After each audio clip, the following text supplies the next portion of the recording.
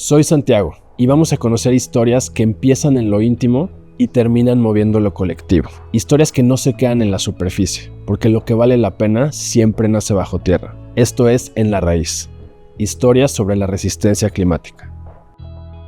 Bienvenidos de vuelta a En la Raíz. En la primera parte de esta conversación con Carolina García, recorrimos su infancia en Colombia, sus valores de liderazgo y su despertar activista. Nos quedamos justo en ese momento crucial donde el derecho, el periodismo y la conservación se unieron para llevarla a las primeras líneas de la defensa ambiental. Pero el camino de Caro dio un giro inesperado hacia el corazón del sector privado. En esta segunda parte, exploramos su llegada a AB InBev, hablamos de su paso por Nueva York y de cómo un proceso de transformación la empujó a buscar su propia tribu. Si alguna vez te has preguntado cómo se puede transformar el sistema desde adentro sin perder tu esencia, esta segunda parte es para ti. Me quiero quedar platicando de esto contigo, pero eventualmente tenemos que pasar de tema, Carolina García. Entonces, ¿por qué no te quedaste en WWF toda la vida? Mira, ¿Qué pasó? Yo he sido... O sea, suena perfecto. Vas a las COP, vas a campo, tienes lecciones extraordinarias, el lugar es un lugar extraordinario para trabajar. ¿Por qué saliste? Pues mira, que yo creo que yo soy una fiel... Yo creo firmemente que uno pone una intención y el universo te va abriendo el camino y te va mostrando a los maestros y te va abriendo las puertas. Y yo creo que sin haberlo querido, pues el universo me trajo esta intuición del sector privado, primero con el libro de Pavan. Antes de entrar a WWF. Antes de entrar a WWF, obviamente después con el Acuerdo de París y todo lo que se hizo con Science Based Targets y actores no estatales, digamos que esta intuición seguía muy en mí. Y luego el universo conspiró a mi favor, porque en ese momento AB InBev, la cervecera más grande del mundo, acababa de comprar a SABMiller, la segunda cervecera más grande del mundo.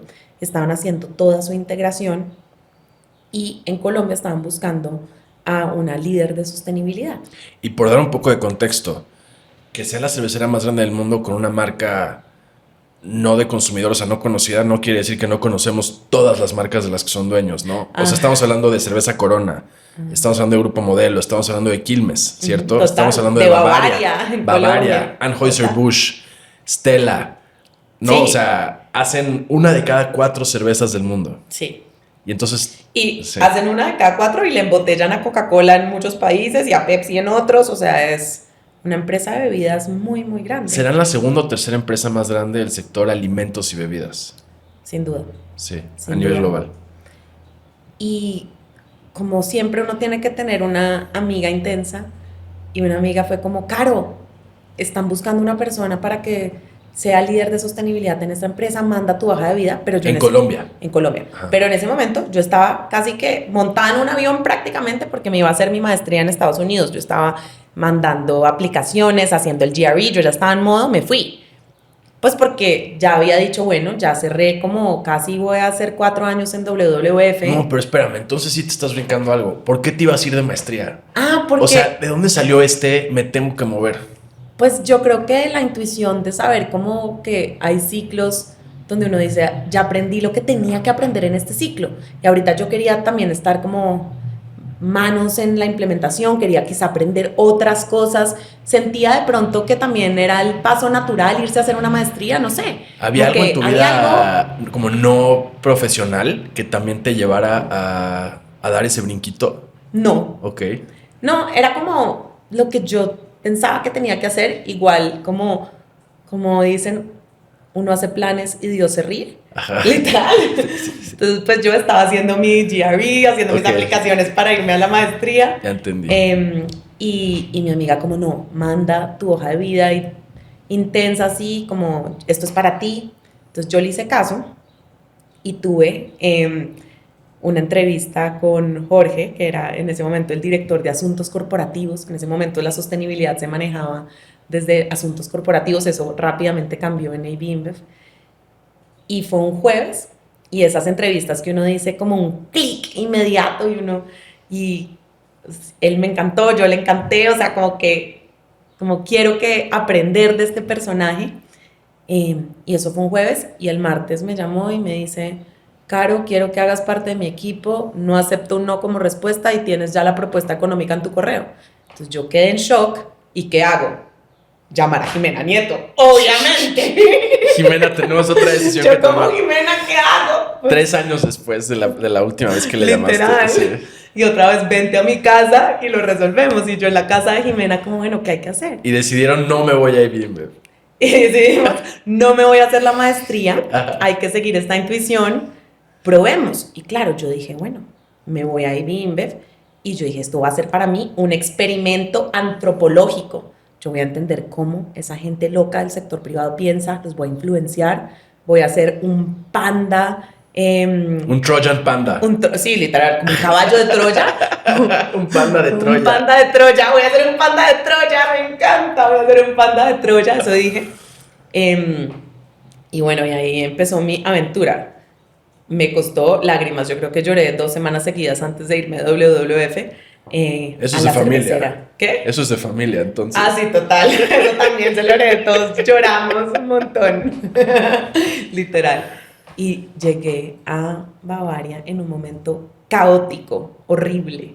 Porque claro, imagínate esto, para que lo entiendan los que están oyéndonos, es como si hagan de cuenta 2 competidores que en el imaginario corporativo que de la competencia, uno compra al otro. Es como si un día Coca-Cola compra Pepsi y a toda la gente que hacía parte de Pepsi le toca ahora volverse cultura Coca-Cola. Entonces la gente estaba perdidísima, estaban echando un montón de gente, yo creo que yo era la única que estaban contratando, a mí eso ni me dieron computador, yo me acuerdo que a mí me llamaron como 7 meses después a decirme que me iban a hacer la inducción y yo no, señores, yo ya me la autohice.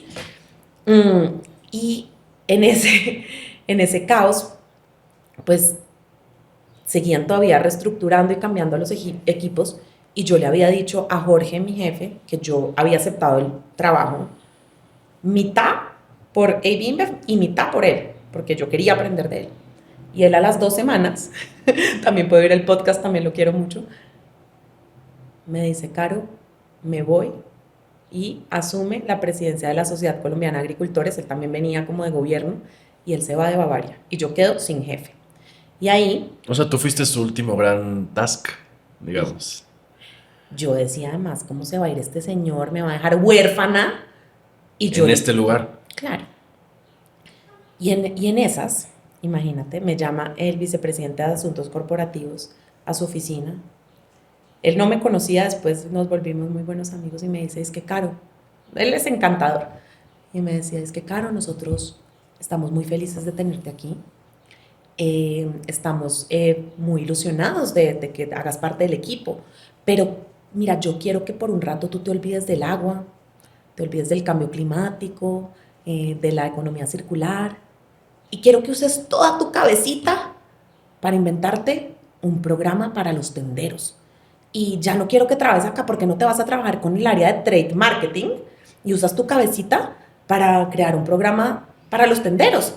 Yo creo que mi cara, que yo estaba en estado de shock, y yo no sé qué cara hice, que de hecho, esto es muy chistoso, Fernando me dice, pero bueno, igual si quiero que aprendas sobre el agua, entonces ¿por qué no te vas también en las próximas semanas a Brasil y acompañas a Andrés Peñate, que era un VP global, a Brasil, que él va a ver temas de agua allá?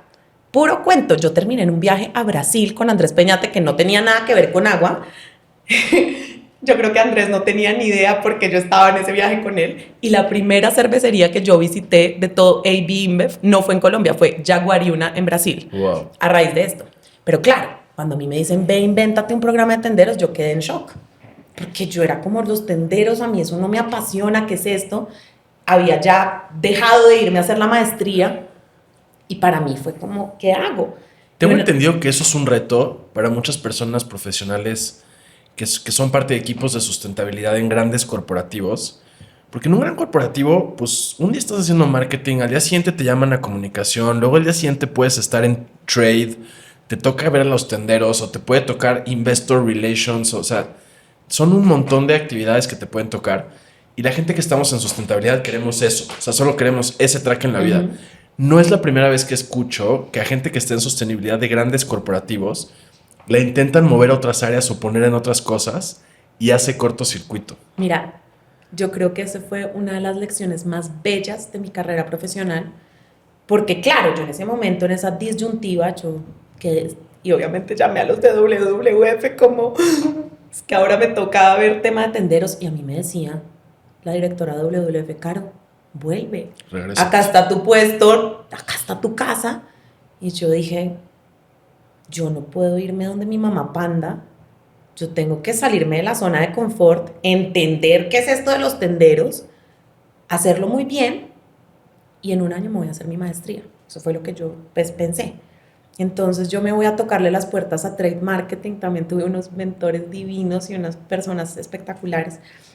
Y yo, obviamente, como diría Dominic Reyes, que fue una de mis jefes, que yo vendo hasta un hueco, yo dije, no, esto no va a ser un programa de tenderos, esto va a ser un programa de tenderas, madre cabeza de familia, y que adicionalmente va a ser un programa para implementar los objetivos de desarrollo sostenible, ¿no? Entonces, pues creamos un programa que hoy en día sigue haciendo parte de IBIMBEF, se llama Emprendedoras Bavaria.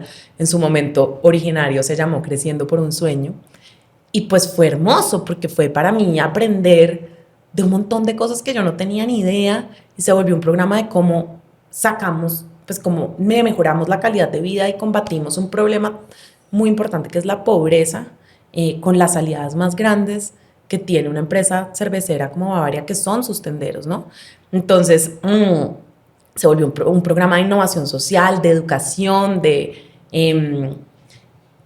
implementación de los objetivos de desarrollo sostenible, de bancarización. También para mí fue una experiencia de resiliencia. O sea, literalmente, yo me acuerdo que este programa se le volvió la gran apuesta al presidente de la compañía. Pero como se le volvió la gran apuesta al presidente de la compañía, nos hicieron hacer el programa 15 veces. Nos aprobaron la versión número 15. Y cada vez que se lo presentamos, no, por ahí no es, vuélvanlo a hacer. 15 veces. Yo en la número 13 yo ya quería renunciar porque yo decía, ¿qué es esto? Y la 15 no lo aprobaron, y cuando ya lo lanzamos y empezamos la implementación, que fue ese primer año, como me fue muy bien, ya me dijeron, bueno, te vamos a promover. ¿Qué quieres? ¿Quieres liderar sostenibilidad para Colombia o quieres liderar toda la estrategia de inversión social? Y ahí yo sí dije, no, como dice este podcast, en la raíz, yo vuelvo a mi raíz, me vuelvo a mi agua, a mi cambio climático, todo, yo entrego las tenderas, y así fue como ya después empecé mi camino en sostenibilidad en IBIMBEF, pero tuve un primer año dedicado full a las tenderas trabajando con Trade Marketing. Hay una lección increíble ahí, porque yo creo que la mayoría de la gente, teniendo una responsabilidad que de pronto les da flojera o no es lo suyo, igual es más fácil pues dejar caer la toalla y a lo que sigue, ¿no? Tú hubieras sido tu maestría o te regresabas al Panda o lo que sea, pero decidiste cumplir primero y después ver qué pasa. O sea, decidiste primero un paso a la vez, cumplir con ese paso que tenías enfrente, salir de tu zona de confort, y eso te terminó dando incluso más impulso para así volver a lo que querías hacer. Sin duda, sin duda. Y es como... Yo no sé si yo me hubiera quedado. O sea, felicidades por eso. Yo creo que también es como confiar, como esto está en mi camino porque tengo que aprender algo de esto. Y creo que en ese momento, pues, digamos que para mí fue más como un reto de tengo que salirme de la zona de confort, de pronto ese compromiso de no me puedo ahora ir porque no me gustó lo que me pusieron a hacer. Y hoy en día, ya viéndolo en retrospectiva, y bueno, obviamente con todo el aprendizaje y sabiduría que he podido cultivar a mis 36 años, pues tengo una gran certeza de que eso estaba en mi camino porque yo tenía que aprender de eso. Sí, pero cualquiera uno de los puntos para atrás a los 36 años. Total, o sea, ¿no? lo Total. difícil es a los 20 y tantos sí dar el paso aunque no sabes a dónde te va a llevar. Pues sí. Muy bien. ¿Cómo empezó? Tengo una curiosidad muy importante. O sea, yo desde que te conocí en este rol como líder de sustentabilidad. Ah, no, ahí te hicieron líder de sustentabilidad de Colombia. Y luego te hicieron líder de sustentabilidad de toda la zona, ¿no? De LATAM Norte, digamos. Es México, Centroamérica y Sudamérica Norte, la región andina. Sí, ¿no? es muy chistoso porque se llama Middle Americas, pero incluye Colombia, Perú y Ecuador. Y cuando uno a un colombiano le dice, tú haces parte como de América Central, pues realmente uno le suena muy raro, porque uno siempre se ha sentido Suramérica. Pero sí. es Middle America Zone. Y ahí nos conocimos. Toroto le estaba prestando servicios a Grupo Modelo aquí en México. Creo que tú te enteraste. Por ahí te gustó. Vimos si lo podíamos expandir o hacer más o más grande o más profundo o a mayor escala. Y desde que te conocí, yo sentí que eras una persona ambiciosa. Y no me has hablado nada de ambición. O sea, este fuego interno que tienes lo das por sentado. Pero no es así para todas las personas tal vez que nos estén escuchando. ¿Hubo algún momento en el que en este brinco al sector privado, me interesa mucho por varias razones, empezara a nacer en ti una ambición personal? Y la razón por la que lo pregunto es porque en el sector de impacto muchas veces dejamos completamente de lado nuestra ambición personal o vemos incluso como algo negativo, incluso tener una ambición personal, ya sea en lo que nuestro trabajo hace por nuestra vida personal, porque al final de cuentas pues tenemos proyectos de vida, tenemos proyectos personales, queremos vivir en A o B ciudad que nos gusta mucho o en A o B colonia que nos gusta mucho. ¿Cómo fue despertando para ti esta ambición que yo creo que quienes te conocemos te consideramos una persona ambiciosa? Qué linda pregunta. Yo creo que yo me considero una persona soñadora y una possibilitarian, una persona que ve la posibilidad siempre, que eso también es heredado de mi papá, que es absolutamente recursivo.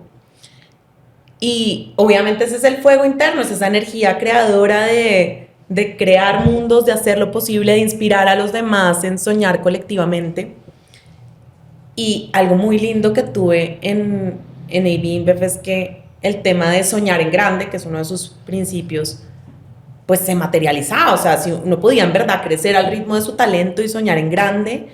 Y creo que absolutamente todas las iniciativas de las cuales hice parte en AB InBev, todas se volvieron como una gran apuesta de la compañía, en parte porque, sí, por ese motor creador y soñador de mi lado. Y por supuesto, uno estando en el sector privado, pues uno también se empieza a meter como en esas dinámicas y en esas ambiciones y en esos sueños. Entonces, por supuesto, a mí tenía ya el sueño de pronto irme a Nueva York, que lo cumplí con la compañía. Eso, porque empezaste como en un rol hasta poco definido. Sí. Y lo que no le hemos contado a la audiencia es que pasaste de liderar sustentabilidad para Colombia, que era prácticamente Bavaria, ¿no? A luego liderar sustentabilidad para toda la zona, con María Atuesta como gran colega, gran cómplice tuya también. Tal. A luego ser directora global de sustentabilidad para AB InBev en Nueva York. ¿Cómo se da ese paso? O sea, ¿cómo... De entrada, ¿cuál fue el primer momento que supiste que eso era una posibilidad para ti? Pues fue muy bello y en serio se dio en diferentes momentos. Quizá no voy a entrar en todos los detalles porque si no nunca nos podríamos quedar como hablando miles de horas, pero sí, eso se volvió un sueño, como poder hacer parte del equipo global. Creo que de alguna manera también tuve mucha suerte en muchas cosas. O sea, cuando yo llegué a la compañía, por ejemplo, la compañía estaba en su momento de crear cuáles eran sus metas globales de sostenibilidad. Y como venían toda esta integración, invitaron a un grupo como de 50 personas a San Luis. A mí me invitaron y fue como ese grupo inicial que co-creamos entre todos las metas globales de sostenibilidad. Y yo me acuerdo me acuerdo como uno de los momentos como de felicidad máxima, que estábamos hablando de las metas de cambio climático y yo en un momento levanté la mano y fue como, no, es que yo creo que la compañía debe tener un objetivo basado en la ciencia. Y de hecho me preguntaron, en ese momento no era tan conocido qué es eso, ¿no? Entonces, puedes explicar bien qué es eso. Y yo venía con todo lo de WWF, el Acuerdo de París, expliqué. Y fast forward, una semana después, estábamos en llamada con Jaco de WWF, que lideraba eso, la persona de AB InBev que estaba liderando las metas. Y mira, 6 meses después, AB InBev tenía su meta de cambio climático, era basada en la ciencia. Yo me acuerdo haber llamado a Mary Lou Higgins, la directora de WWF Colombia, yo le decía, no puedo creerlo. Yo quería que Bavaria tuviera un objetivo basado en la ciencia y ahora AB InBev tiene un objetivo basado en la ciencia. Entonces, como que eso fue demasiado increíble de la compañía de poder como soñar en grande, soñar como global. Y tuve, pues, digamos, muy buenos mentores en esas. Cuando yo ya paso a la región, se había creado una iniciativa que era la aceleradora 100 más. ¿Por qué? Bueno, ¿por qué? Porque cuando AB InBev creó sus metas globales de sostenibilidad al estilo AB InBev, las metas eran muy ambiciosas y también al estilo AB InBev no tenían ni idea cómo las iban a cumplir. Que eso es algo muy lindo de la compañía. A veces es como, bueno, hay que abrir el gap y luego miramos cómo lo cumplimos. Que tiene una misión muy bonita, ¿no? No me acuerdo si es su misión o su visión, pero es soñar en grande para tener más motivos para brindar, ¿no? Sí, eso se volvió pues el eslogan después de la compañía, pero sí, era como soñar en grande, y soñar en grande también implica a veces enfrentarse a la incertidumbre, ¿no? Y creo que es una compañía que tiene ese ADN muy emprendedor, donde se sienten muy cómodos con la incertidumbre. No todas las compañías son así. Hay compañías que necesitan tener el ABCDFG definido antes de iniciar. AB InBev es una compañía que se siente muy tranquila en navegar el caos y la incertidumbre. Entonces eso también fue hacer un PhD en caos e incertidumbre que me ha servido muchísimo. Pero en esas, el equipo global de sostenibilidad se trajo a Macy, que es una mujer absolutamente brillante y que venía como con todas estas ideas del mundo de startups y de innovación a crear como una línea, y era como traemos como a los innovadores en el mundo que de pronto estén desarrollando algunas soluciones a estos problemas que nosotros tenemos y que nos puedan dar sus soluciones para que nosotros podamos llegar más rápido a nuestras metas. Claro, Entonces, porque cuando AB InBev dice me pongo metas, estás hablando de metas gigantes. O sea, otra vez, hacen una de cada 4 cervezas del mundo. Entonces dicen, voy a reducir mi huella a 10%. Eso ya es más de las emisiones de muchos países. total. Y no es 10% la meta, es mucho más. Entonces, pues en esas, Macy crea la aceleradora, pero a AB le encanta soñar en grande, pero con equipos chirriquiticos, ¿no? Eso es la verdad. Entonces Macy estaba sola y se apoyaba, digamos que, de las personas que lideraban sostenibilidad en las diferentes regiones. Y así nos conocimos. Y inmediatamente nos conocimos, nos volvimos amigas y obviamente como que yo me volví también como un brazo de apoyo en todo. Entonces era como, necesitamos hacer camisetas para este programa global, tranquilo que yo tengo a alguien en Colombia que lo hace. Necesitamos hacer videos, yo conozco a alguien. Y como, sí, ser un poquito como el problem solver de todo. Y el objetivo era jalar innovaciones, pequeñas empresas o pequeñas personas innovadoras cuyas soluciones pudieran ayudarles a ustedes a cumplir sus metas. O sea, la aceleradora empieza así. Es como AB InBev creó unas metas globales de sostenibilidad muy ambiciosas, como nosotros nos traemos innovadores, startups que estén tratando de resolver estos problemas, testeamos sus soluciones y logramos que con esas soluciones podamos cumplir nuestras metas de forma más rápida. O sea, exacto, cómo escalan esas soluciones adentro de su cadena de suministro. Exacto. Entonces, así empieza la aceleradora y Macy la estaba liderando y así empieza nuestra amistad y yo empiezo a implementar las soluciones en Latinoamérica, ¿cierto? Para el cohort 1 de la aceleradora y empezamos a trabajar muy bien juntas y ella estaba sola y esto era una iniciativa muy importante global, entonces ella empieza a decir, no, yo necesito a Carolina en el equipo global y eso empieza una negociación entre el equipo de la zona y el equipo global y ahí cae COVID. Y entonces en COVID, digamos que llegan a un acuerdo en que le van a prestar 25% de mi tiempo al equipo global, que obviamente eso ya lo sabemos, es mentira, porque entonces yo ya... Tienes 2 trabajos. Tienes dos trabajos. Y lo bueno del COVID es que como uno ya no tenía que viajar, como pues uno podía estar como más enfocado, pues pude hacer mis 2 trabajos.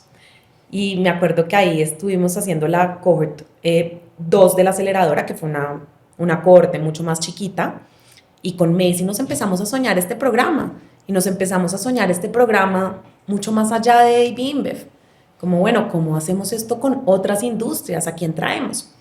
Y yo, pues en ese... Claro, porque muchas de las soluciones que tal vez le servían a AB InBev probablemente le sirven a otras empresas que tienen retos similares. Total. Y mira la belleza, porque es que uno nunca sabe una conversación que uno tiene, a quien inspira, no sé qué. Entonces nos empezamos a soñar. Otra vez viene eso que tú dices como el sueño. Y en ese desparche de COVID, donde todo el mundo además estaba pegado a las pantallas, yo empecé a crear unos Instagram Lives de la aceleradora. Entonces empezamos a hacer como Instagram Lives con los diferentes startups y a contar sus soluciones, bla, bla. Y hubo uno de esos lives que lo vio la persona que lideraba World Without Waste en Coca-Cola, que se llama Louis Balat. Y Louis me buscó y empezamos a hablar y yo le dije, ¿qué pasa si Coca-Cola se une a la aceleradora? Y ahí nos empezamos a soñar que ya la aceleradora no fuera solo de AB InBev, sino fuera también de Coca-Cola. Y entonces Coca-Cola, muchas gracias, fueron los primeros believers y dijeron como, nos sumamos. Y ya después nos sumamos y el Chief Procurement Officer de AB InBev ya llamó a los de Unilever, tenía mucha cercanía y fue como, bueno, no se quieren sumar a esto, y ahí se suma Unilever y teníamos otro contacto en Colgate y entonces Colgate se sumó y, mejor dicho, en un par de meses la aceleradora pasó de ser como una iniciativa que era de AB InBev in-house a volverse esta parcería entre 4 de las empresas más grandes del mundo de consumo masivo, uniéndose para trabajar con startups alrededor del mundo que estuvieran resolviendo retos de sostenibilidad, probarlos en su cadena de valor, compartir las experiencias y si eran exitosos, escalarlos. Porque obviamente ninguna empresa, ninguna organización por sí sola puede resolver estos problemas tan complejos. Entonces, este colectivo pues era como una luz de sí se puede romper esos paradigmas de la competencia y unirnos para hacer algo diferente y compartir cosas. Y bueno, y cuando eso ya se nos escaló a volverse una iniciativa de 4 de las empresas más grandes del mundo, ya ahí sí la negociación para llevarme a Nueva York se puso más fuerte y ya fue como ya la necesitamos en Nueva York, y ahí fue cuando ya asumo el cargo de directora global de sostenibilidad e innovación para liderar como la operación de la aceleradora, y así es como llego a Nueva York. ¿Cómo fue tu primera semana de trabajo en Nueva York? O sea, ¿cómo es para esta niña que todavía vivía dentro de ti, todavía vive adentro de ti? ¿Cómo fue para esta abogada, esta enamorada del campo, periodista, negociadora, colombiana? ¿Cómo fue tu primera semana en Nueva York? No, pues yo, y eso también lo podríamos hablar del podcast, y a pocos lugares les debo tanta gratitud como a Nueva York.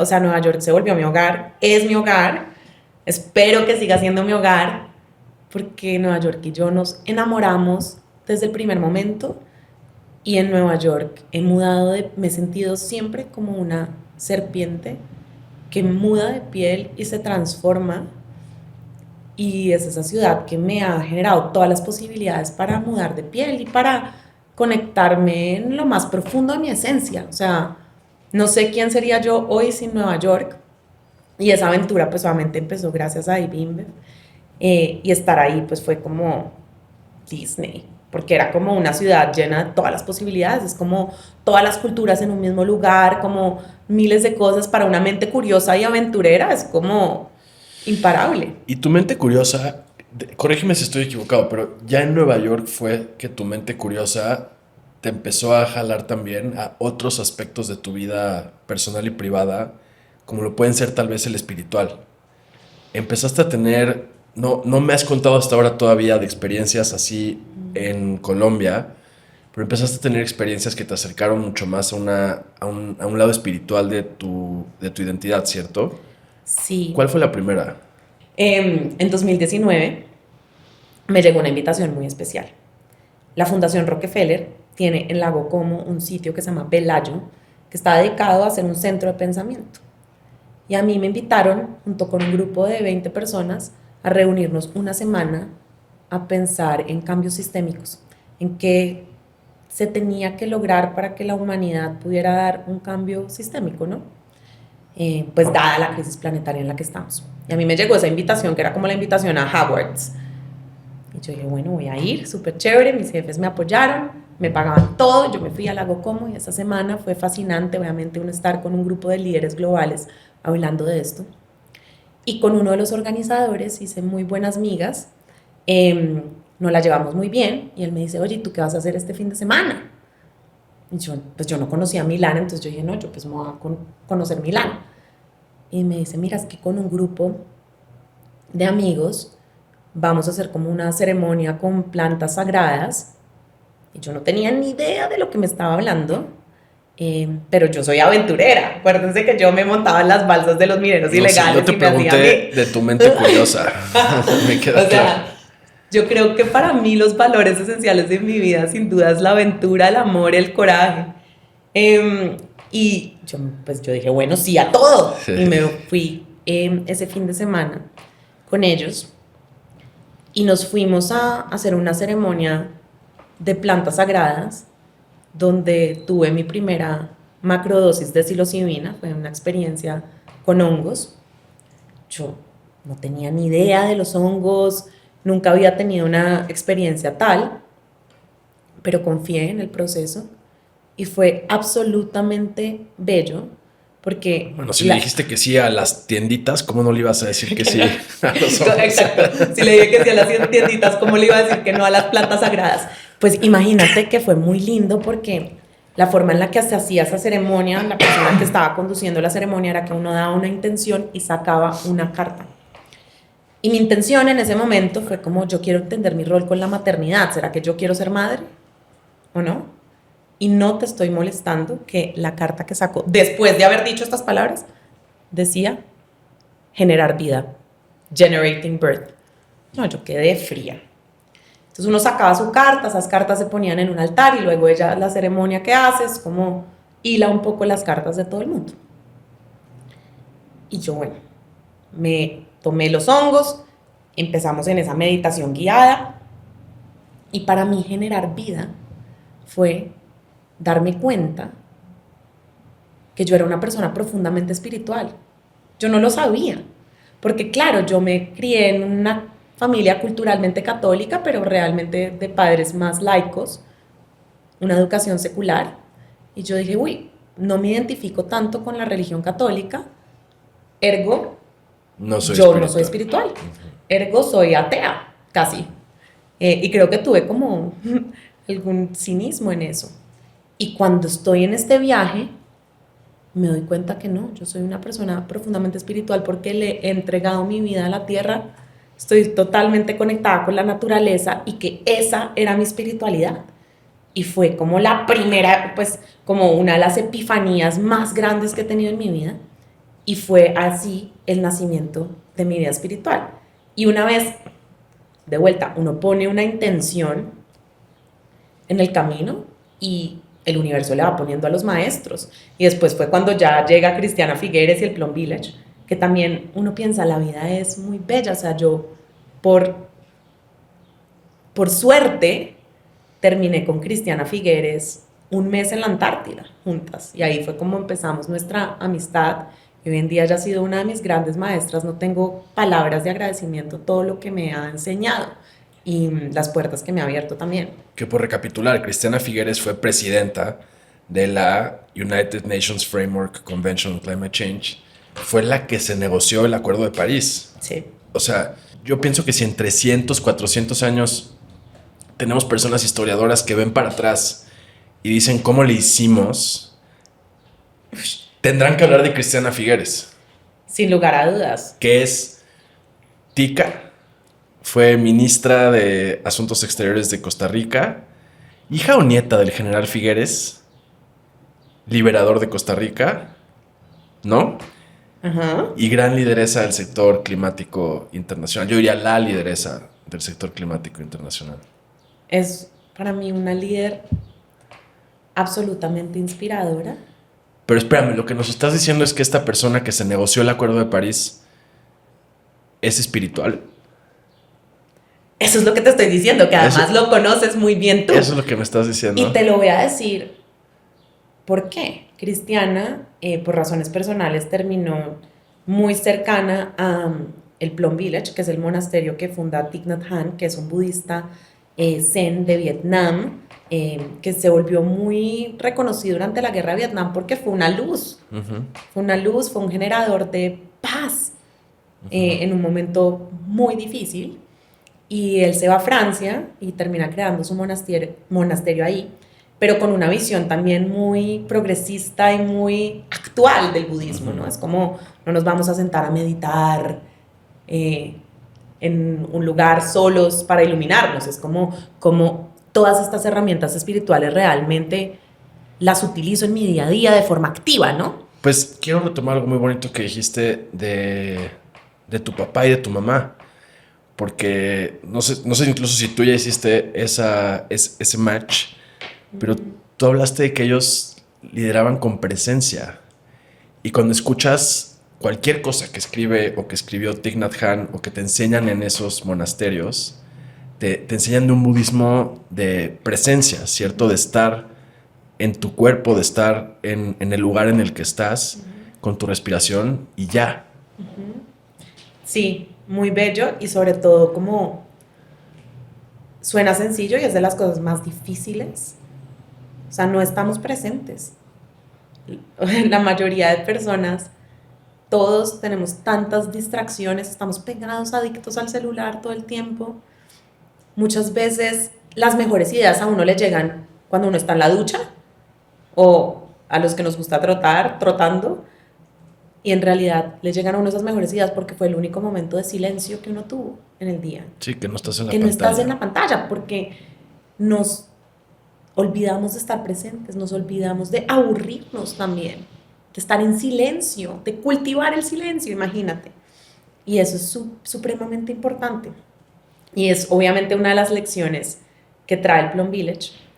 Y retomando lo de Cristiana, porque ya, bueno, vamos a traer toda la historia del Plum Village y todo lo que ha significado para mí. Que ni tanto se puede. ¿Qué? Que ni tanto se puede traer. Tengo entendido que no se puede hablar mucho del Plum Village. Ah, no sabía. No se puede hablar mucho del Plum Village. Ok. Chan, chan, chan. Pero más allá del Plum Village o no, creo que algo que me enseñó Cristiana y que también fue como un aha moment es como a veces el acto más revolucionario que uno puede hacer no es ni siquiera el Acuerdo de París. El acto más revolucionario que uno puede hacer y está en sus manos es realmente elevar la presencia que uno tiene. Que si yo estoy acá contigo haciendo este podcast maravilloso, estoy acá 100% contigo, te estoy dando toda mi atención, te estoy entregando mi corazón, mi mente, mi alma acá. Y si yo estoy así contigo, no te queda de otra a ti sino estar así conmigo. Es que es adictivo, ¿no? Es como no hay nada más rico que uno contarle a un amigo una historia y que el amigo te ponga atención. Es una delicia. Y que te haga preguntas y que esté interesado. Eso es un regalo. Eso es un regalo en la vida de hoy porque la gente está tan distraída todo el tiempo que nadie está presente. Estamos ahí como a medias, medio zombies. Entonces, cuando uno realmente se entrega con una presencia sagrada al otro, el otro también se entrega de esa misma manera. Y así es como empezamos a crear una elevación de la presencia, y la presencia y la atención es una forma de amor. Es increíble y además ella habla de todo esto en el contexto de sus negociaciones en el Acuerdo de París. O sea, ella decía, yo me senté a negociar con los petroestados, o sea, con CEOs de las empresas petroleras más grandes del mundo.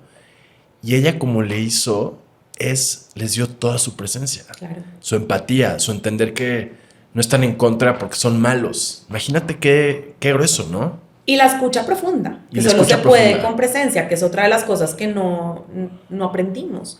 Porque muchas veces uno está escuchando al otro y estás pensando que voy a responder, o uno no está realmente recibiendo. Y la escucha profunda es otra cosa muy difícil de entrenar y nos hace mucha falta. Y es la única forma en la que podemos llegar a acuerdos. Si no, muchas veces tenemos conversaciones de sordos.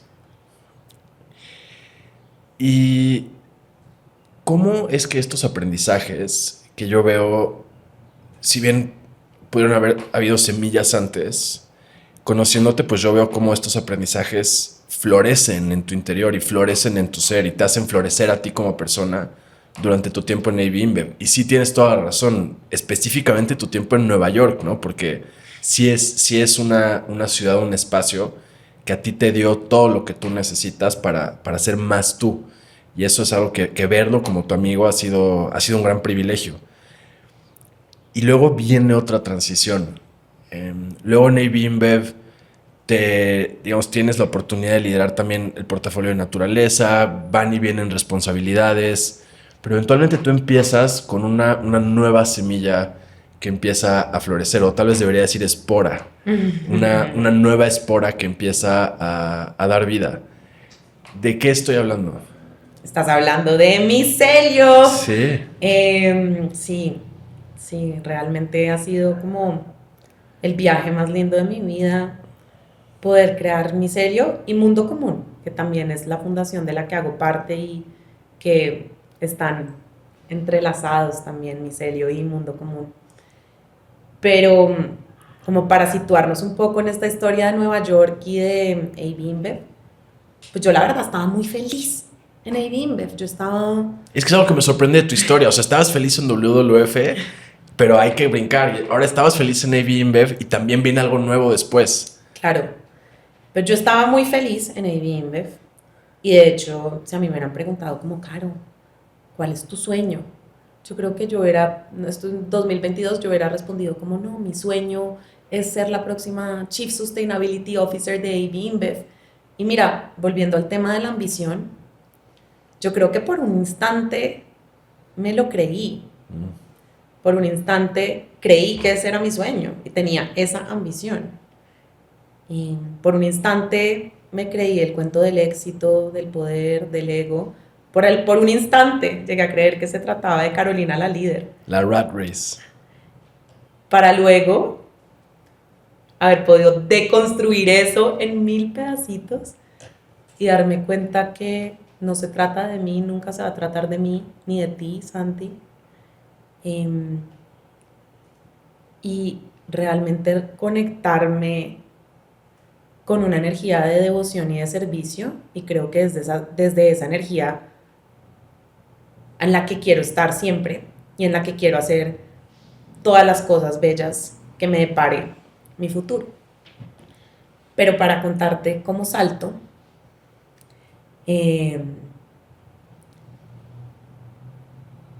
estoy en Nueva York, la aceleradora ha crecido un montón. Impresionante. Estábamos teniendo como casi que 50 startups por cohorte. Al año. Sí, al año, ¿no? Y además era un viaje espectacular porque, digamos que supervisar todos estos pilotos era como llenarse de innovación, llenarse de ideas, conocer a personas fabulosas, porque además el mundo del emprendimiento es un mundo de creadores y de energía a tope, ¿no? Soñadores, pero con la adrenalina al 100%. No, yo lo digo en cámara, lo que armaron, o sea, sí, mis respetos. Yo creo que nunca hemos estado en un proceso de aceleración en donde los pares, las otras empresas, fueran tan impresionantes como en 100 más. Oigan, y yo les voy a contar una infidencia, y es que, claro, nosotros ya veníamos trabajando con Toroto en AB InBev, en agua. Me va a acusar. Lo voy a acusar públicamente, Nosotros ya veníamos trabajando con Toroto en agua y era pues nuestro super partner y amábamos, y Santiago y yo ya nos habíamos vuelto amiguísimos y le mandamos la aplicación para que aplicara a la aceleradora. Y él decidió que no iba a aplicar a la aceleradora. Dije, dame contratos. O sea. Literal, fue como, no es para mí, ya hemos pasado por muchas aceleradoras, no me interesa. Me tocó llamarlo, jalarle las orejas y le dije como, vamos a extender el plazo de aplicación por ti. Aplicas hoy en la noche. Ajá, y espero recibir tu aplicación en la noche. Muchas gracias. Sí. Y fue un proceso realmente muy maravilloso tenerte. Para nosotros transformador. Le estuviste hasta picheando a los dueños de la compañía Le pichamos a los belgas. En Bélgica. Sí. Viste, a veces uno necesita la amiga intensa. Entonces sí. No, tenías toda la razón. Total. Tenías toda la razón. Total. Pero el caso es que yo estaba muy feliz y pensando que esos eran de pronto mis sueños. Obviamente Jan-Mis estaba como despertando como toda esta transformación espiritual que había empezado con ese primer viaje de hongos, pero que pues se había empezado a complementar con muchas otras enseñanzas. Eso ya estaba creciendo en mí. Y en esas, AB InBev entra en una crisis reputacional muy dura, donde una de sus marcas líderes, Bud Light, hace una campaña con una TikToker transgénero en Estados Unidos, donde es un tema muy sensible.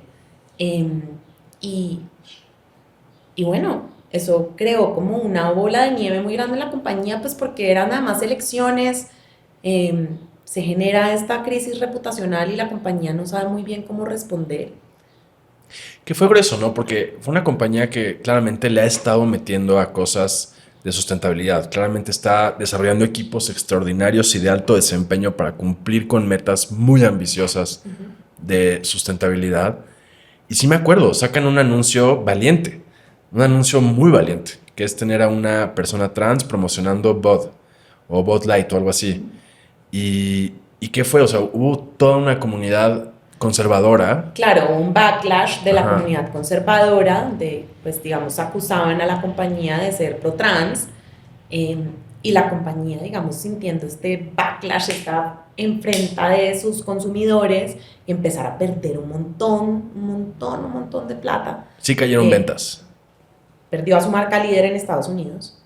Pero claro, y lo digo esto con toda la compasión del mundo porque saber manejar una crisis de esa proporción es muy difícil, Casi pero, imposible. pero para mí fue muy doloroso, porque claro, una vez panda, siempre panda, y para mí era muy duro ver cómo una empresa, cuando se ve en una crisis económica tan fuerte, no es capaz de poner a sus valores por encima de todo. O sea, igual es la primera vez en tu carrera profesional que viste el péndulo venir hacia el otro lado. Uy, fue como un abrir de ojos de, primero, no soy yo la que puede definir cómo se responde a esta crisis. No teníamos absolutamente ningún tipo de agencia, ¿no? O sea, las decisiones las tomaron otros líderes, la forma en la que responde la compañía públicamente. Y obviamente uno en un lugar que uno ama y en el que trabaja y el que le has entregado tu vida entera, tú quieres que responda de la forma más valiente, a decir, no, estos son los valores por los que estos son los valores que me representan a mí públicamente como empresa. Y más bien pidieron disculpas. Sí, asumieron una posición muy pasiva, muy de no alborotar el avispero, como diríamos en Colombia. Y para mí eso fue una decepción. Y adicional a eso, la compañía entra como en un momento de revisar todos sus procesos internos. Entonces, nada puede salir al público si no lo aprueba legal antes. Y yo, que soy, la libertad es mi valor por excelencia, yo soy un alma libre, de repente me sentía como un pájaro en una jaula de oro. Me habían vuelto socia en ese momento de InBev, que te hacen creer que es como el mayor logro, tu mayor aspiración, el 1% de la compañía. Y yo era socia y no podía hacer nada sin que me lo revisara legal. Y yo estaba en este momento como sintiéndome ahogada. Y en ese momento donde yo me estaba sintiendo un poco perdida y ahogada, me llega otra invitación a Hogwarts. Y me llega una invitación a irme a un retiro con líderes climáticos y monásticos budistas en Canadá, que da para otro podcast el cuento de cómo logro la visa, porque casi que no me la dan, me la dieron el día anterior, bueno, mejor dicho, porque me tocó huelgas del Departamento de Inmigración de Canadá en ese proceso. Pero bueno, lo que es de uno, y yo termino en Canadá. Y una semana donde por un lado parecía un sueño, porque estábamos en un bosque encantado, absolutamente mágico, con un grupo de personas muy fabulosas, pero donde estuve en silencio la mitad del tiempo y donde por primera vez en mi vida me sentí cansada y triste. O sea, porque yo, como soy una possibilitarian, una persona que siempre ve la posibilidad en todo y soy tan soñadora, como que yo nunca me canso, siento que tengo energía ilimitada, que todo lo puedo hacer, que todo sí. Sí la tienes, ¿eh? Solo para que la audiencia sepa. Sí, pero de repente yo estaba ahí y por primera vez me sentí cansada, me sentí triste. Y esa semana para mí fue como un despertar en muchas cosas y se sembraron 2 semillas en mí que luego tomarían forma. La primera fue como, uff, me hace mucha falta la naturaleza. Es que esa soy yo. La niña del censo de delfines de WWF, eso soy yo. No hay nada más Carolina en su esencia que estar en el Amazonas en el censo de delfines que les conté. Entonces yo era, me hace mucha falta la naturaleza, me ha encantado la innovación, he aprendido mucho, pero me hace mucha falta la naturaleza. Entonces después de eso fue cuando me empecé a inventar lo de naturaleza para IBIMBEF. O sea, usé la oportunidad, cuando uno lo vuelve en socia, lo dejan presentar un proyecto y yo dije, bueno, mi proyecto es Nature. Y conté pues con, la verdad es que IBIMBEF, estoy tan agradecida porque me apoyaron en todas mis locuras que inclusive mi último cargo era Global Head of Nature, que me abrieron esa posibilidad antes de irme a la compañía, así que yo pues estoy muy agradecida. Pero mi otra semilla más importante fue que me hacía mucha falta mi tribu. Y yo decía, esta gente que está acá es mi tribu. Y yo quiero... La gente del retiro, La perdón. gente del retiro, claro. Sí, sí. La gente del retiro, pues porque es mi tribu, porque estamos compartiendo el mismo duelo. Estamos compartiendo el mismo duelo de estar atravesando la crisis planetaria, de estar perdiendo tanta vida, y eso es supremamente difícil. Porque además nunca lo queremos ver. Es decir, quienes nos dedicamos a este asunto, nunca queremos ver el dolor que causa y que sí que es real, pues que la crisis planetaria continúa, que cada vez más es una policrisis, que cada vez exige más de nosotros para simplemente mantenernos en el nivel en el que estamos. Pues te imaginas, todos los que llevamos, no sé, yo llevo más de 15 años dedicándole mi vida a esto, tú también, y obviamente sentir que estamos en la dirección incorrecta, o sea, que solo aumentamos más nuestras emisiones, que solo queremos extraer más, que los valores de esta sociedad son los que son, pues eso genera un inmenso dolor que uno carga. Y compartir ese duelo es muy profundo, es bellísimo. Y entonces yo decía, me hace mucha falta mi tribu, y yo quiero trabajar con personas que se levanten todos los días al servicio del planeta y al servicio de la vida y al servicio de las personas, y que esa sea nuestra prioridad A, B, C, D, F, G. Yo no quiero ser millonaria, cero mi aspiración, nunca ha sido mi sueño, afortunadamente. Volviendo a la ambición, esa no es. Esa no es. Qué dicha no sentirme encadenada a ese sueño. Y esa semilla de me hace mucha falta mi tribu, se me volvió, necesito crear mi tribu. Yo nunca había soñado con tener empresa, nunca jamás, eso no es un sueño que yo tenía, cero. Y se me volvió, Santi, inevitable. Se me volvió inevitable. Y una vez algo hace clic en mí, soy imparable. Entonces eso se empezó a sembrar. Y bueno, obviamente cuando uno va a saltar a crear un sueño, pues necesita estar con sus mejores aliados. Y no hemos hablado, pero María Tuesta, que tú la mencionaste, pues que, mejor dicho, mi hermana de la vida, o sea, una co-creadora de tantas cosas, mi polo a tierra, mi complemento, me lee la mente. Ella se había ido ya de IBIMBEF, tuve la fortuna de tenerla en mi equipo y trabajar con ella cuando estaba en Latinoamérica. Luego ella asume mi cargo, luego después se viene a trabajar en la aceleradora, entonces mejor dicho, como una partner in magic. Y Work ella se wife. había ido, ¿qué? Work wife. Una work wife, total, o sea, con su esposo Roberto siempre... No, yo las conocí juntas. Claro. O sea, yo las conocí juntas en la misma llamada, presentándoles mi cosa. Me interrumpieron a media presentación, como ya te entendimos. Sí, lo vamos a hacer. Necesitamos en 10 días una propuesta más grande y mejor. Y juntas las dos. Impresionantes. Y Mari se había ido a hacer su maestría en Nueva York. Entonces ya no estaba en IBIMBEF. Y ya a mí se me metió esto en la cabeza de la tribu y algo, y ya me tengo que ir de IBI, ya no puedo ser más un pájaro en una jaula de oro. Yo no tenía ni idea de lo que iba a hacer. Y en esas, le digo, esto es octubre, y le digo como, Mari, te tengo una propuesta indecente, vamos a comer. Y nos vamos a comer las dos, y yo le digo como, me llegó la hora, yo me voy a ir de IBIMBEF, voy a crear algo propio. ¿Quieres hacerlo juntas? Y Bueno, una comida maravillosa, además una confianza total de esto lo hacemos juntas sí o sí, o sea, como nunca hubo dudas de parte y parte. Pero ahí pensando al principio si hacemos algo muy colectivo, nos traemos a un montón de gente inicial o bueno, obviamente yo, como siempre, soñadora, yo quería traerme un montón de gente y María, mi polo a tierra, como al inicio toca ir más piano y fue como, pero traigamos una tercera socia. Y ahí fue como, tenemos que traernos a Vero. Y Vero era una de las gerentes en mi equipo de la aceleradora y es, todo ese equipo es excepcional, o sea, la verdad que todas son excepcionales.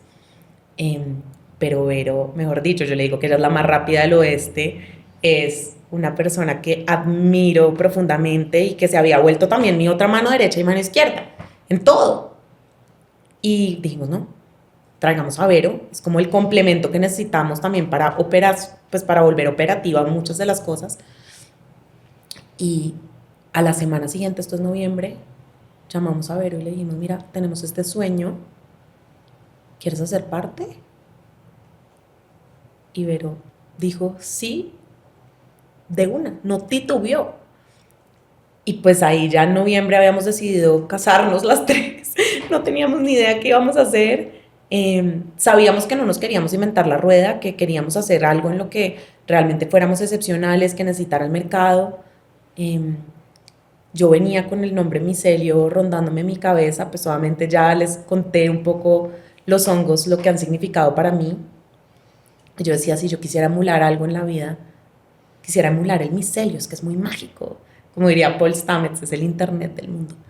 Entonces yo les dije, bueno, y micelio, y ahí Mari fue como, bueno, pero cambiémosle y pongámosle una Z en vez de una C. Bueno, ahí empezamos como a co-crear. Y esto era noviembre y nosotros ya habíamos decidido casarnos y empezar esta aventura juntos. Y el 2 de enero nos incorporamos. En Nueva York. No, todavía no en Nueva York, primero en Colombia, y eso también es una historia muy chistosa. Es una historia muy chistosa porque tengo una amiga, de mis mejores amigas, que es como la VP de estrategia de una empresa en Colombia, y en un momento le pusieron de tarea sostenibilidad. Y ella fue como, Dios mío, ¿ahora qué hago con esto? Y ella, con mucha confianza, dice en su empresa como, yo ya tengo mis asesores. Es una consultora que se llama Micelio, ¿no? Esto es diciembre. Yo ni siquiera he renunciado a IBM en ese momento, ¿no? Y como yo tengo una consultora que me va a asesorar, que se llama Micelio. Y me llama a mí 27 de diciembre, Carolina, tienes que crear tu empresa porque yo ya acabo de decir esto, no sé qué. No, esto no te imaginas. O sea, María estaba en Nueva York, yo estaba en Anapoima, que es un municipio de Colombia. Me tocó sacar un poder en Anapoima para que alguien se lo mandara a Vero. María desde Nueva York un poder para que Vero en Bogotá incorporara a Micelio, porque teníamos que constituirnos para poder prestarle la asesoría a esta empresa. Así es. Al final, como que las cosas cambiaron y nunca les prestamos la asesoría, pero fue como ese driver para hacer todo de afán, ¿no? O sea, por eso es que pues, creamos la empresa el 2 de enero de la forma más random del mundo. Pues muchas felicidades. Yo creo que nos da a todos y todas, nos da mucha emoción ver lo que seguirán creando con Micelio. Hoy ya es una empresa que tiene 2 años, son, me decías, 18 personas en el equipo, ya te estás trayendo un CFO, o sea, sí me parece increíble y con muchísima emoción de ver lo que vas a construir. Y uno de los como grandes sueños de este año es consolidar México con Micelio. De hecho, pues ya venimos trabajando mucho. Tenemos una ex Toroto fabuloso que es Victoria, haciendo parte del equipo de magos. Para contarles a los que nos están escuchando, todo el branding de Micelio es que nosotros no somos consultores, sino somos magos y hacemos que la magia suceda. Sí son. Y somos 100% magos. Sí, o sea, se los juro que somos magos. Entonces ya tenemos 18 en el mundo y con Victoria, una fabulosa adquisición, empezamos a trabajar con Aeroméxico, que se ha vuelto uno de nuestros clientes más amados, y con eso empezamos a pisar fuerte en México, y uno de nuestros grandes sueños para 2026 es que vamos a tener un equipo y vamos a estar acá sentando base en México, y obviamente pues Toroto siempre será una organización hermana, aliada, mejor dicho, en todo. Pues lo que necesiten siempre. Sobre todo, pues me quedo con 3 cosas muy importantes que sí te veo hacer que es pues lo que te enseñaron tus papás, si eres una persona que lidera con el ejemplo, si eres una persona que regala a toda su tribu aventuras compartidas y si eres una persona con muchísima imaginación y muchísimo juego, que son cosas que tienes desde el momento de la finca. Mi última pregunta, penúltima, mi penúltima pregunta es, que si tuvieras la oportunidad, que seguramente la has tenido a tu manera, de platicar con Caro de niña, ¿qué le dirías? Yo creo que le diría, por un lado, que siga soñando y que confíe en ella, ¿no? Es como que confíe en ella y como en su autenticidad, ¿no? Parte como de este proceso en el que yo he venido, o sea, yo entendí muy rápidamente que yo no puedo cambiar el mundo si no me cambio a mí misma. Que nunca voy a poder realmente pensar de forma regenerativa si no me cambio a mí misma. Y para mí, los últimos 6 años de mi vida ha sido un viaje de, en cierta medida, decolonizar mi mente, romper muchos paradigmas, romper los paradigmas tan extractivos que dieron, pues que son la raíz de la crisis planetaria, estos paradigmas extractivos y de separación. Y ha sido ese viaje interno y ha sido ese viaje como de conectarme mucho con mi intuición, con otras formas de conocer y de realmente, sí, de abrazar esa esencia que uno tiene, esos dones que uno tiene, que muchas veces la sociedad te quiere encasillar, decirte que hay solo una forma de hacer las cosas y uno termina creyéndose todo eso y performando. Y yo ahorita, gracias a este camino que he tenido, pues realmente le diría a Carolina, a la niña en Bucarita jugando con los perros, que siga jugando, que siga imaginando mundos y que confíe mucho en su intuición, que aprenda a escuchar su intuición. Me va a poner a llorar y todo decir esto.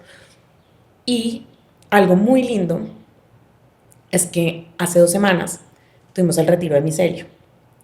Micelio, además de ser como el partner de magia de muchas organizaciones, de estarle ayudando a muchas organizaciones a acelerar su impacto en el mundo. Me venías contando, ya 30 más o menos. Hemos trabajado pues con casi 30 clientes a lo largo del mundo en estos 2 años. Muchos han sido unos super first believers.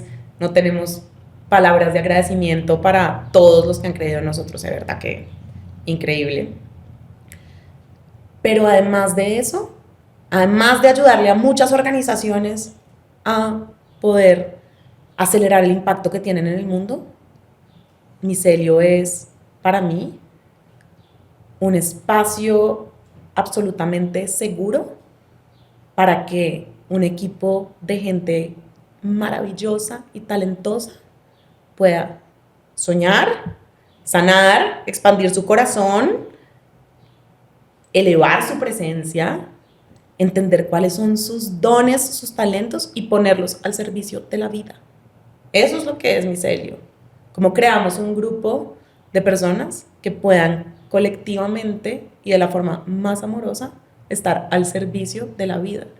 Y fue muy lindo porque estuvimos en un retiro del equipo, además de la casa de mi familia, donde viví todo COVID, donde estuve viviendo allá 1 año, que es en medio de la naturaleza, es un lugar muy importante para mí. Y que tú como CEO organizaste ese retiro. A mí me parece extraordinario. Sí. Yo quiero mucho a mi tropa, pero yo no sé si les organizaría el retiro. Ay, sí, eso fue un gran regalo además que me dieron mis socias de confiar en mí y decir como hágale.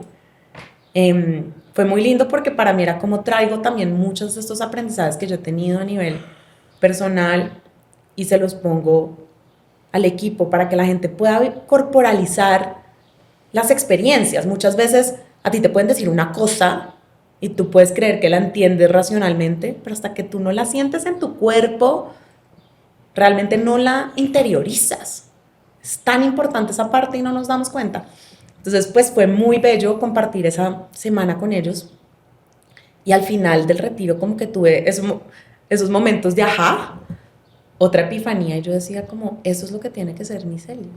Ese espacio para que este grupo fabuloso de magos, que en este momento son 18 y que seguramente serán más, puedan de la forma más segura como soñar en grande, crecer juntos, expandir el corazón, que honestamente creo que ese es el verdadero propósito de la vida, y a través de eso poner todo nuestro talento al servicio de la vida.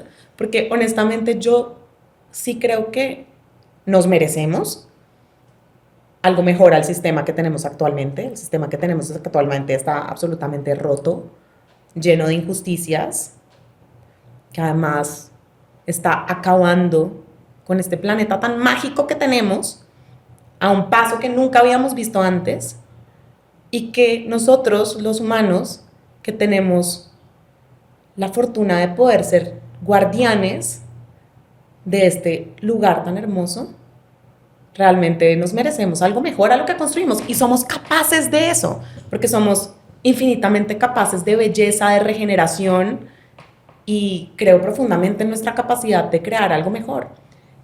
Y lo bonito es que siento que este sistema, que está en proceso de colapso, pues porque no es sostenible, ya sabemos que transgredimos 7 de los 9 límites planetarios, que consumimos 1,5 planetas, todos lo sabemos. Esto está en colapso, y mientras esto está en colapso, emergen muchas posibilidades, algunas distópicas, pero otras absolutamente bellas que son fuente de luz, y es como también ponemos nuestra energía vital en ayudar a construir estas otras posibilidades. Y eso es lo que queremos hacer nosotros. Sí hay islas de coherencia. Y en restauración ecológica hay un concepto bien bonito que se llama nucleación. Y es una manera de restaurar ecosistemas a partir de poner solo un objeto del cual se va a expandir todo un proceso de regeneración. Por ejemplo, tú pones un poste de madera y va a venir un pájaro que va a cagar semillas y va a salir una cosita, que luego va a venir un conejo, se lo va a comer, va a cagar más semillas. Y a los años, ese poste de madera que pusiste ya se convirtió en el núcleo de todo un ecosistema restaurado que puede tener miles de hectáreas o cientos de hectáreas. Yo creo que tú eres una isla de coherencia. Te felicito, gracias por compartir este tiempo con nosotros. No sé si tengas un mensaje final que dejarle a la audiencia. Es una invitación a pensar al servicio de qué está mi talento. Porque todas las personas tienen enormes dones, grandes talentos, y ojalá todos tengan la fortuna de poder como cultivarlos en el camino de la vida. Eso es realmente una fortuna. Pues creo que el primer cuestionamiento es al servicio de qué está mi talento, al servicio de qué visión del mundo está mi talento. Y creo que esa es una invitación para todos. Y la segunda es como, ay, bueno, y te puedo después terminar con el poema que te dije. Claro. Pero la poesía, que es una fuente de belleza, yo creo que para poder sostener el duelo y la crisis y todo esto hay que llenarse de belleza, de música, de baile, mejor dicho, hay que cultivar el gozo, por favor. Pero pues Mary Oliver, que ha sido para mí pues una compañera de vida, con su poesía, y el poema de A Summer Day que dice: What will you do with your one wild precious life? Siempre ha sido como un mantra, ¿no? Es como, ¿qué voy a hacer con mi única, preciosa y salvaje vida? Y si uno junta eso con al servicio de qué está mi talento, yo creo que es una invitación a que uno sí tome acción. Y las acciones tampoco tienen que ser muy grandes. Todos tenemos un círculo de influencia y todos tenemos una capacidad también de contribuir a este gran entretejido, que al final pues el mundo entero es un producto de esa imaginación colectiva que entretejemos todos. Y quizá para cerrar y como una ofrenda a todos, les voy a leer un poema que justo hace unas semanas también tuve la fortuna de estar en un lugar sagrado en Colombia, que es la Sierra Nevada de Santa Marta, en una reserva que se llama El Dorado, que yo puedo decir que es el Dorado en sentido literal y mitológico, y es un sitio ancestral de 4 comunidades indígenas donde está contenida tanta biodiversidad, tanta belleza. Yo estaba en la cima del Dorado y sentía como realmente esa energía de devoción y de servicio, y escribí este poema que se los voy a leer. Muchas gracias, Caro. Yo les dejo con tu poema para cerrar el episodio con eso. Y te agradezco en el corazón que hayamos podido tener este espacio para platicar. Muchas gracias. Y regálanos el poema. El poema se llama El Dorado. ¿Cómo tejer el futuro en el presente? Me pregunté en la cima de la montaña. Recién amanecía y sentía en mi piel el calor de los rayos de sol. Cerré los ojos y aguardé en silencio una respuesta. Un abejorro revoloteó por mis oídos. Nunca lo vi, pero su zumbido fuerte me arrulló varios minutos. Me traía un mensaje, pensé. Luego supe que me bendecía. Un ritual para sacralizar un instante. Una conversación íntima en un lenguaje que no necesita palabras. Me decía, el tiempo no existe. Me decía, todas las posibilidades existen ahora. Me decía, confía, entrégate, expande tu corazón. Y mientras vives la ilusión del tiempo, que es la misma ilusión de la existencia, vive el presente como si fuera el futuro, con la integridad de la montaña y la libertad del viento, con la fluidez del agua y la fertilidad del suelo, con el ardor del fuego y la frescura de las nubes. Eso es todo. Eso somos, eso eres, eso serás. Gracias por escuchar este episodio. Si fue útil para ti, te invitamos a que lo compartas con otras personas. También puedes seguirnos en nuestras redes y seguir al tanto de todo lo que hacemos y publicamos. Nos vemos a la próxima.